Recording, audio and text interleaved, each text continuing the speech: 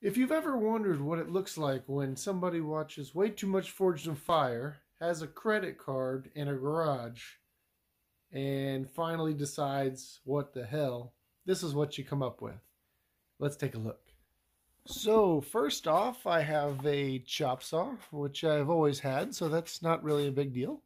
But here it is. You know I had to get the one exactly from Forged in Fire because I didn't want to have any doubts that I was just that terrible. And you know, it wasn't that bad. I got some oil.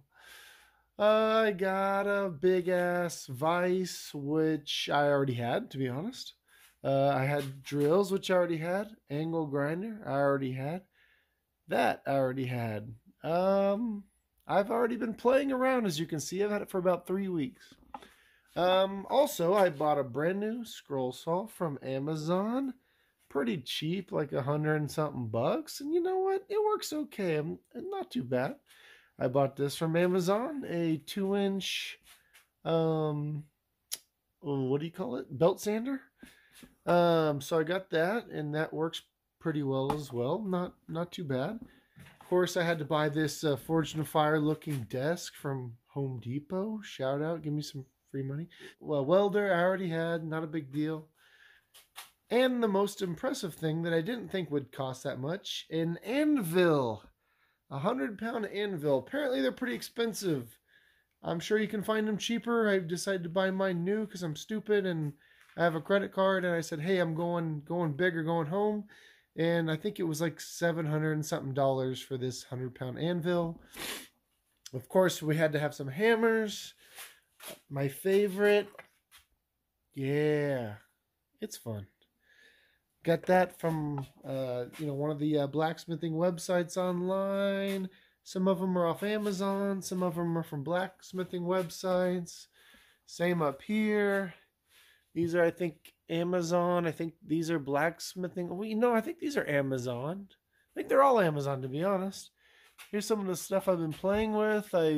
These are all 3 railroad spikes, and that, don't pay attention to that. That was for my 5-year-old. So, and then this little thing I made out of a drill bit, and that's all been in the last 3 weeks. And for fuel, I have a 100-pound propane tank. I figured I didn't want to keep filling it up every week or 2 if I really did it. I also have a 1-inch belt sander, which I've had for a while. Not a big deal. But yeah, this is it. This is my 3 week of acquiring crap to try and actually start forging, and yeah, it's just about trying to make some forging videos and hopefully be able to get to where I can make something that I can show you guys and will be cool. But yeah, this is what I made so far. To be honest, it's easier than I thought. I mean, it is about what it looks like. You heat up the metal, it gets really hot, and you beat on it. And then, you get used to moving it the way you want to move it. That's it. Yes, I'm sure there's some more complicated parts. Sharpening is harder than I thought. Even though there's videos online of it, it doesn't ever seem to work. So I will let you know when I figure that out to my liking. But yeah, so this is the forge I've created.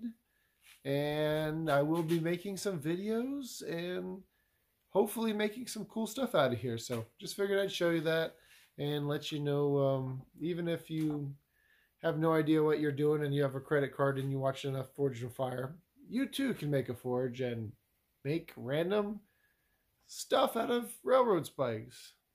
All right, have a good one. Bye-bye.